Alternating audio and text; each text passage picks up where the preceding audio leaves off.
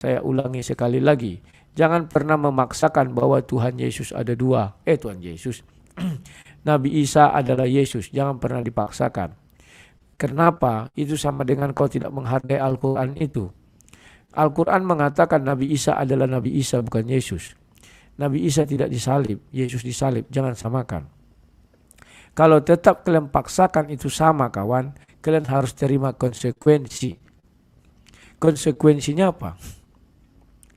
Orang Kristen menang 1-0. Kok bisa menang 1-0? Kalian paksakan Isa adalah Yesus yang tidak disalib. Orang Kristen akan mengatakan, iya, gak apa-apa kalau kalian terima itu. Iya, di tempat kami, di Injil Matius 27, namanya Yesus Barabas. Itu si jahanam. Harusnya dia yang disalib, tapi digantikan oleh Yesus Kristus. Terima gak kalian? Pasti kalian gak terima. Oh enggak, yang kami maksud, yang gak disalib itu, ya Yesus Kristus itu. Wah, gak ada tertulis di Bible bahwa Yesus Kristus itu gak disalib. Yang gak disalib namanya Yesus Barabas, jahanam atau penjahat ternama di masanya. Jadi kawan-kawan, jangan sekali-sekali kalian menyamakannya. Sudahlah, ikhlaskan saja perbedaan itu ya. Karena gimana pun Kristen ini pasti menang 1-0. Minimal itu, kawan. Kenapa menang 1-0? Ya kalian tahulah, kan lebih dahulu Kristen itu ada, atau lebih dahulu Bible itu ada, baru Al-Quran. Tidak mungkinlah Tuhan berubah nama lagi ya kawan-kawan ya. Jadi jangan disama-samakan. Apalagi kalau kalian bicara Musa. Musa itu menerima berkah itu di lembah tua. Sementara Musa yang sesungguhnya Musa dari Bible itu di Gunung Horeb atau Sinai katanya. Bahkan dalam literatur Muslim pun banyak yang mengatakan Musa menerimanya di Gunung Sinai. Maka kalau kalian tetap mengatakan Musa itu satu sama yang di Bible dengan yang di Al-Quran, maka harus kita cari tahu berdasarkan fakta sejarah dan berdasarkan logika berpikir. Jarak waktu itu Musa di Mesir. Jarak dari Mesir ke Palestina itu berapa jauh? Berapa lama Musa harus menempuh? Paham ya? Terus dia harus balik lagi ke Mesir untuk menyelamatkan orang. Paham ya? Semoga kalian paham. Ya. Jadi kalau memang Musa sudah masuk ke tanah Palestina, tak mungkinlah dia dijanjikan bahwa dia akan masuk tanah perjanjian. Kalau di Bible, di ulangan itu, dia tidak masuk ke tanah Palestina, tidak sekalipun masuk tanah Palestina. Tetapi kalau di Al-Quran, apabila benar dia sudah sampai ke lembah tua, itu kan di Palestina atau tanah Kanaan itu, kawan. Artinya gak mungkin lagi dia karena dibilang engkau tidak akan sampai di sana. Artinya dia sudah sampai ke tanah Kanaan. Nah pertanyaannya, apakah Al-Quran mampu menjelaskan di mana Musa? Ya kan? Apakah dia ikut sampai ke Kanaan atau dia tinggal di Mesir atau di mana? Tapi sudahlah, makanya aku bilang biarkanlah Musa ada dua, agar kita tidak ribut, agar mereka tidak lapor-lapor kita ke polisi. Sakit, kawan. Kalau kita paksakan Musa ada satu, Nabi Isa dan Yesus adalah sama, sakit. Enak di mereka, sakit di orang Kristen. Mereka bebas bicara apa saja, orang Kristen masuk penjara. Kan tidak adil, kawan. Dikit-dikit orang Kristen dilaporkan, dikit-dikit masuk penjara. Sementara mereka dikit-dikit hanya 5 bulan. Itu dah paling lama itu, kawan. Halo pembawa damai, selamat malam, silakan. Malam bang, shalom bang. Sehat bang? Siap, silakan.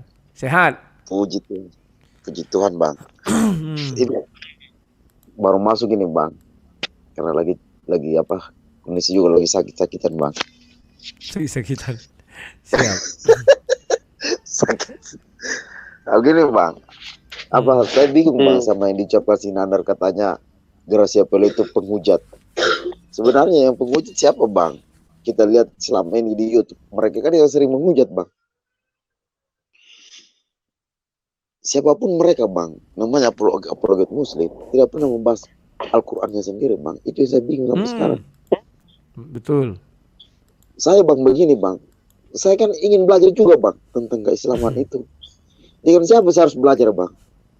Tidak mungkin saya harus belajar sama Rudi Yohanes. Hmm. Rudi Yohanes kan bukan ustadz. Nah, kalau saya mau lihat channel Muslim, Bang, mereka yang sering bahas kitabnya orang Kristen. Jadi saya mau belajar Islam mana, Bang? Saya kan mau saya gini, Bang. Saya juga mau 7 bidadari, Bang. Saya pun mau 72 bidadari itu, Bang. Ya. Tapi saya mau harus belajar dengan siapa, Bang? Mau belajar sama Nandar, bukan Quran yang dibahas. Mau belajar sama Julius, bukan Quran yang dibahas. Apalagi si Zuma, Bang. Wih, lebih parah lagi, Bang. Jadi dengan siapa kita harus belajar, Bang? Jadi penghujat ini sebenarnya siapa? Rudi Yohanes kah? Pak Bom kah? Gracia Pelo kah? Tapi kan mereka kalau saya lihat apologet Kristen ini bukan menghina, tapi mereka mengkonter apa yang mereka bicarakan. Jadi mereka menunjukkan bahwa ini loh yang sebenarnya kalian tidak paham. Ini kalau sudah dikalah sedikit, Bang, dikit-dikit ajak orang, oh di sini loh tempatnya, ayo kita rame-rame jemput dia supaya kita debat. Omong kosong itu kalau bilang mau debat. Rame-rame jemput, rame-rame gebukin, iya. Kalau rame-rame mau debat, masa ada orang mari kita rame-rame pergi jemput dia biar kita debat. Gebukin. Nah, itu baru Nandar, Nandar. Pengacara Oon. Goblok lagi. Saya makin hari makin miris kan, Bang, saya lihat mereka ini, Bang. Sudah tidak ada lagi kasih mereka ajarkan, Bang. Sudah mulai kekerasan, Bang, mereka ajarkan. Coba, kalau memang ajaran mereka benar, Bang, ajarlah kami ini yang ingin belajar. Masa kami harus belajar sama orang Kristen? Orang Kristen pun tidak tahu Quran. Seharusnya mereka. Dan satu lagi, Bang. Ya, satu lagi. Saya kasihan sama Gracia Pelo. Kalau memang juga seharusnya dia debat lah sama si Nandar ini. Kenapa harus takut sama si Nandar? Daripada dilapor-laporin, daripada ditangkap-tangkapin apa. Debat saja. Di roomnya Rudi Yohanes. Atau di roomnya Pak Bom. Tidak usah di channel mereka, Bang. Nah, satu lagi saya buat Abang ya, Bang. Saya karena pernah dengar Abang debat sama siapa? Sama pendeta Nabi palsu itu, Bang. Siapa namanya, Bang? Luga. Saya cuma minta satu tolong, Bang, sama Abang. Kalau Abang debat sama Kristen, lu usah masuk di channel mereka, Bang. Ada kok channel Kristen, ada di Pak Piong, ada di Pak Bom. Kalau Abang debat sama di channel mereka, Bang, mereka itu lebih senang, Bang. Mereka itu tertawa-tertawa. Oh, ini loh, pendebat Kristen ini saling gontok-gontokan, saling hujatan. Bagaimana kita artinya mau belajar ke Kristen kalau mereka saja saling gontok-gontokan, saling gigit-gigitan. Saya itu aja, Bang. Cuman saran saya, Bang, kalau bisa kalau mau debat sama orang Kristen, mendingan debat sama di room Kristen saja, Bang. Itu aja, Bang. Terima kasih. Salam. Oke, terima kasih pembawa damai. Kawan-kawan, memang agak rumit ya kawan-kawannya, tetapi itulah yang terjadi. Banyak orang-orang sebenarnya ingin belajar agama Islam, termasuk saya. Saya ingin sekali belajar agama Islam. Cuman sampai hari ini belum saya temukan satupun channel Islam yang berani membuka diri orang di luar Islam bertanya kepada mereka, ya kan?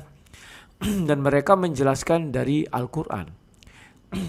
Banyak yang sok-sokan, contohnya si Dondi Setan, contohnya Graham Walaf, contohnya Agus Setan, dan lain-lain.